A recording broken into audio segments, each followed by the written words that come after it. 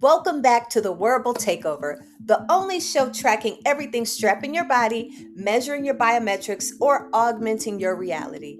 I'm your host, Coach L, also known as Lakeisha Greenwade, and wow, what a week it has been. If you thought 2026 was going to be a quiet, iterative year for hardware, the last 7 days just completely shattered that narrative, and we're seeing a massive shift in how the industry operates. The data is officially out. The global wearable market is projected to hit 232.2 billion with a B by 2030. But what's fascinating is how the money is moving right now. Venture capital isn't playing the hype machine game anymore.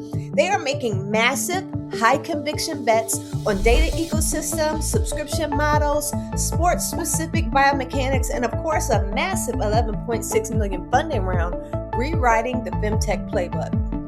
Today, we're going to break down a $2,000 gamble on your face, a brilliant new multi-sensor ecosystem for the hybrid athlete crowd, as well as a massive trend popping up in sleep tech. So let's dive in. First of all, let's talk about Snap. We got to talk social media. Yes, Snapchat's parent company. At the Augmented World Expo, CEO Evan Spiegel officially pulled back the curtain on their next generation Snap Specs AR glasses. Now remember, back in 2016, they launched those quirky little camera glasses and they lost 40 million folks. Forget all of that. These new specs are an absolute flex of engineering and they come with a major price tag, $2,195. So we're talking about a proprietary liquid crystal on silicon display system with a 51-degree field of view.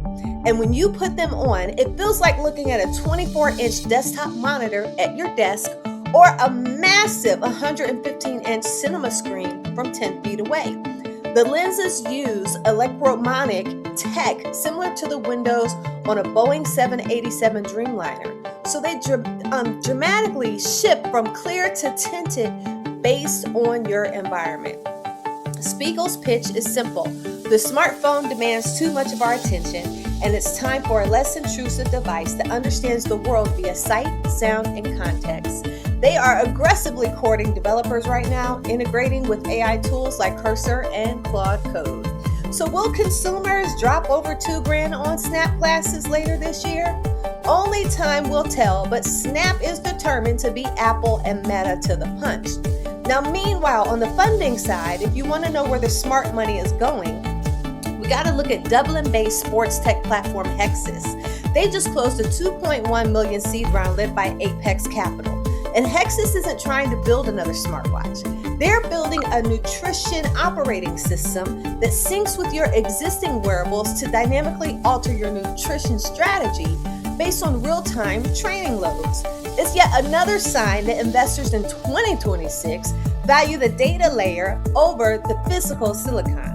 So we have to start with the biggest investment story of the week, which represents an absolute paradigm shift for the wearable tech industry and a textbook example of the early stage innovation we track every day.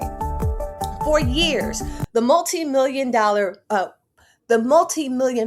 wearable market has had a massive glaring blind spot: women's hormones. And so standard trackers have historically captured general health metrics like heart rate or temperature, but they couldn't directly track real-time hormonal fluctuations. And this is where Clair Health enters. The San Francisco-based startup, co-founded by 21-year-old Stanford graduate Jenny Duan, just closed a massive 11.6 million seed bound run. Clair Health is building what they claim is the world's first non-invasive continuous hormone monitor for women. And basically, this wrist-worn device packs a stack of 10 specialized biosensors, including a proprietary biomagnetic sensor. So this is going to be amazing to watch, especially as we look at signals like skin temperature, if we look at heart rate variability, as well as electrodermal activity. So After we look at that, let's pivot to physical hardware because Amazfit just dropped a device that I think signals a massive shift in athletic wearables. They just announced the Helio Strap Pro for $199. For the last few years, the entire industry has been obsessed with the wrist, but if you've ever done a high-intensity hybrid workout like a high rocks competition, you know a wrist tracker sucks at capturing heavy lifting, sled pushes, or even wall balls. So Amazfit is fixing this by moving the sensors, and they have a multi-sensor system that couples with the upper arm heart rate band as well as with the waist-mounted motion sensor. Overall, this particular device has perks with a staggering 40-day battery life, and it syncs with their Balance 3 and Balance Ultra watches. Finally, let's look at what's bubbling up from the grassroots on Kickstarter this week, because there is a massive behavioral shift happening. For years, sleep trackers have been passive.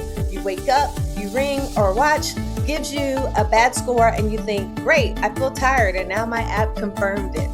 But the top trending campaigns this week show that consumers are demanding active intervention.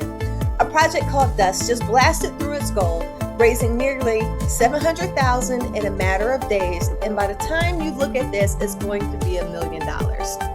So instead of just logging your data, it claims to monitor your nervous system in real time and use non-invasive vagus and vestibular nerve stimulation to actively stop fragmented sleep while it's happening.